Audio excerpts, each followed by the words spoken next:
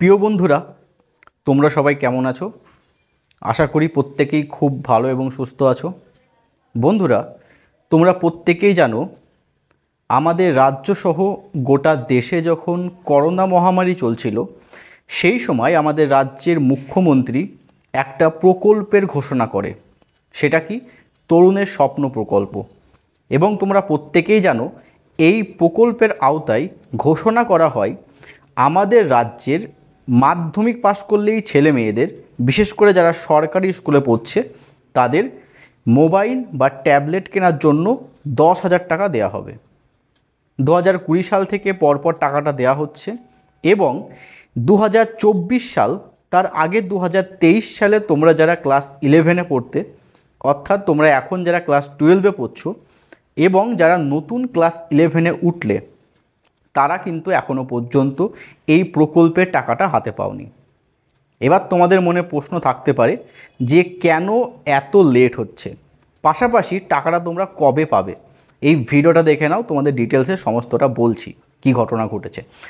দেখো, তোমাদের যে স্কুল থেকে ব্যাংক অ্যাকাউন্ট, আধার কার্ড যেগুলো নেওয়ার কথা হয়েছিল, সেগুলো ডেট দেওয়া ছিল কিন্তু 15ই জুলাই পর্যন্ত। অর্থাৎ 15ই জুলাইয়ের আগে সমস্ত কিছু স্কুল থেকে নিয়ে নেওয়ার কথা ছিল। এবং স্কুল থেকে এটাও জানানো হয়েছিল তোমাদের যে এইগুলো নেওয়ার পর আগস্ট মাস, অর্থাৎ এই মাসেই তোমাদের ব্যাংক অ্যাকাউন্টে টাকাটা ঢুকে যাওয়ার কথা ছিল। কিন্তু এই টাকাটা ঢুকতে এখনও লেট হচ্ছে। তার কারণটা কি? কারণ যখন তোমাদের এই ব্যাংক অ্যাকাউন্ট নাম্বারগুলো সাবমিট করা হচ্ছে, সেই সময় অনেক ফ্রড জিনিস চোখে পড়ছে। ফ্রড মানে কীরকম তোমাদের একটু খুলে বলি। দেখো, তোমার একটা অ্যাকাউন্ট নাম্বার সাবমিট করা হলো, সঙ্গে সঙ্গে দেখা যাচ্ছে তোমার নাম্বারটা চেঞ্জ হয়ে অন্য একটা নাম্বার সেখানে সাবমিট হয়ে যাচ্ছে। এই ধরনের একটা প্রবলেম হচ্ছে।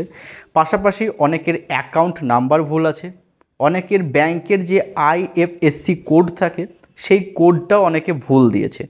তো এই সমস্ত কারণে দেখা যাচ্ছে প্রায় 50,000 ছেলেমেয়ের ব্যাংক অ্যাকাউন্টে গণ্ডগোল রয়েছে।